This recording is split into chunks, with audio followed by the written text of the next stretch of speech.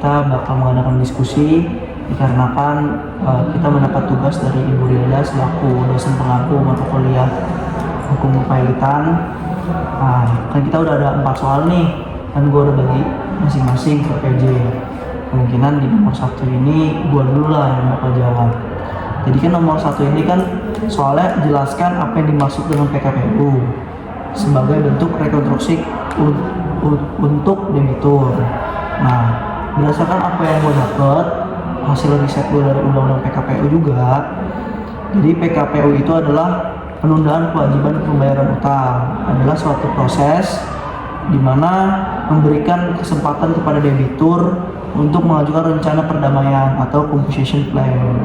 Berdasarkan pasal 2222 Undang-Undang PKPU, debitur sendirilah yang bisa melanjutkan yang tidak dapat melanjutkan pembayaran boleh mengajukan penundaan pembayaran kewajiban utang ini, karena jika dia merasa sudah tidak bisa membayar, bukan berarti dia lepas dari tanggung jawab. Seperti itu. Ada yang mau ditanyakan nih? Boleh Pak, kenapa PKPU ngasih hak ke debitur untuk ngajuin PKPU dan apa kepentingannya?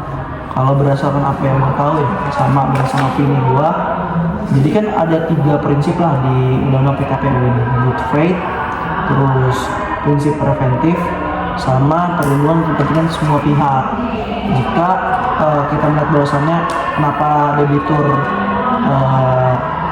bisa mengajukan PKPU ini, karena di prinsip preventif ini mengajarkan suatu filosofi yang dimana mencegah untuk kepailitan atau ya preventif rekonstruktif. Apabila hanya kreditur yang berhak mengajukan permohonan, maka proses hukum baru akan berjalan setelah debitur benar-benar tidak bisa mampu membayar kembali. Nah, urgensinya itu berdasarkan dari 3 prinsip itu, tapi yang lebih kenanya itu di perlindungan kepentingan semua pihak. Jadi debitur tidak lagi bertanggung jawab secara penuh untuk membayar utang tersebut, dan kreditur mempunyai fakta bahwasannya dia bisa dapat kapan untuk utang itu kembali. Itu kalau dari gua. Cukup nggak?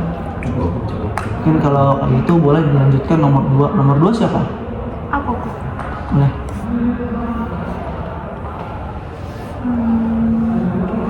Jadi di sini aku akan menjelasin tentang utang sebagai syarat permohonan PKPU.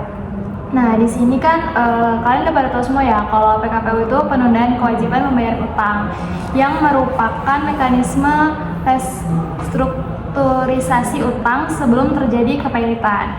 Nah, dasar hukum permohonan PKPU ini seperti yang udah dijelasin tadi pada pasal 22 ayat 1 dalam Undang-Undang Nomor 37 Tahun 2004 menyatakan bahwasannya debitor yang mempunyai lebih dari 1 kreditor atau oleh kreditor dapat diajukan permohonan PKPU.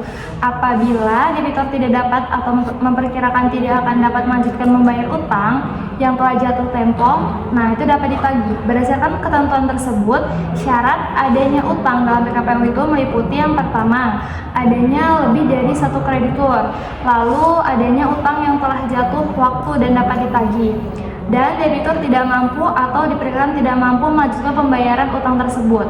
Dan yang terakhir, berbeda dengan kepailitan pada pasal 2 ayat 1, dalam PKPU ini ditekankan bahwasanya ketidakmampuan membayar yang bersifat prospektif, bukan semata-mata telah berhenti membayar.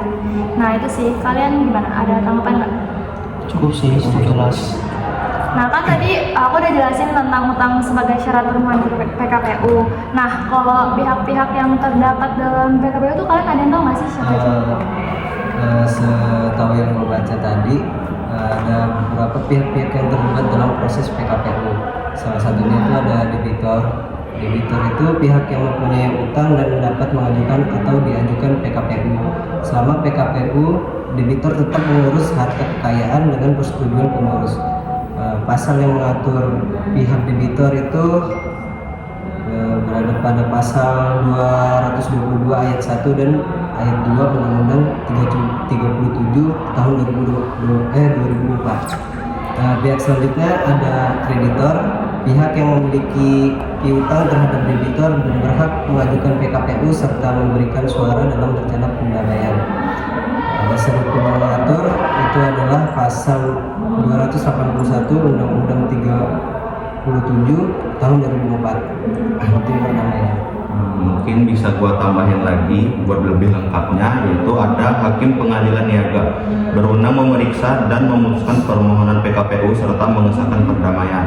Dasar hukumnya ada di pasal 285 Undang-Undang 37 tahun 2004. Kemudian ada hakim pengawas, hakim yang ditunjuk untuk mengawasi jalannya proses PKPU. Dasar hukumnya pasal 225 ayat 2 Undang-Undang 37 tahun 2004. Yang terakhir itu ada pengurus, pihak independen yang ditunjuk pengadilan untuk mengurus dan mengawasi harta debitur selama PKPU. Dasar hukumnya ada di pasal 240 ayat 1 Undang-Undang 37 tahun 2004. Mungkin teman-teman ada yang mau ditanyain nggak? Boleh, gue mau nanya. Oke. Kalau untuk saat ini di pengadilan perdata, setahu gue udah jarang banget pengadilan secara langsung. Apa sih namanya kalau sekarang tuh e-court, bener nggak itu? Iya, betul. Oh, jadi sistemnya pengacara cuma ngasih masuk ke dalam data ke e-courtnya aja ya? Iya. Oh. Boleh lanjutin kali ya?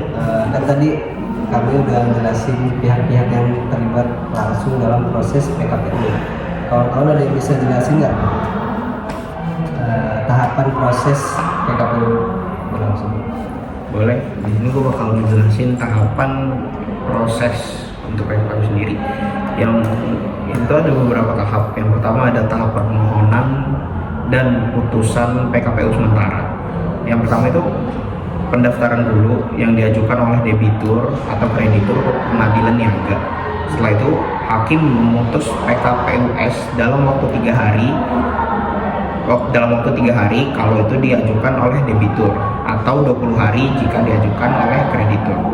Dan untuk durasi sendiri PKPUS berlaku maksimal 45 hari sejak putusan diucapkan. Hakim mengangkat hakim pengawas dan pengurusnya. Terus tahap kedua ada tahap verifikasi piutang dan rapat kreditur. Yang pertama itu pengumuman.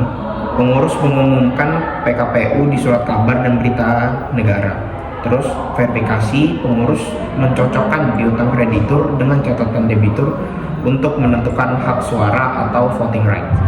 Terus rapat, debitur mempresentasikan rencana perdamaian atau skema pelunasan utang. Nah, terus tahap ketiga itu tahap voting dan PKPU tetap. Itu tuh ada pemungutan suara, kreditur melakukan voting terhadap rencana perdamaian atau perpanjangan PKPU. Terus syarat quorumnya harus disetujui lebih dari setengah jumlah kreditur yang hadir, yang mewakili minimal 2/3 bagian dari seluruh tagihan yang diakui. Terus jika voting setuju untuk perpanjangan, PKPU dilanjutkan hingga maksimal 270 hari terhitung sejak PKPUS. Nah, terus tahap akhirnya itu homologasi atau pilot. Homologasi atau pengesahan itu kalau rencana perdamaian diterima dalam voting, hakim niaga mengeluarkan putusan pengesahan yang mengikat seluruh pihak. Terus insolvensi atau pilot, jika rencana perdamaian ditolak atau batas waktu 270 hari terlampaui tanpa kesepakatan, maka debitur otomatis dinyatakan pilot demi hukum. Cukup, apa ada yang mau ditanya? Saya mau nanya, apa perbedaan PKPUS tadi atau PKPU sementara dan PKPU tetap? Kalau untuk perbedaan pastinya itu ada di jangka waktunya ya, di durasi. PKPUS sendiri kan kepanjangannya S-nya itu sementara, kalau PKPU itu yang tetapnya yang tadi 270 hari. Oke. Cukup sih. Dan teman-teman ada lagi mau nanya? Cukup. Mungkin habis ini kita langsung tulis ke folio. Kalau ada semua yang dari 4 soal ini udah kita dapat semua lah jawabannya. Makasih udah datang semua. Semoga nilai kita dikasih bagus sama guru. Amin. Mau tutup ya. Terima kasih. Terima kasih.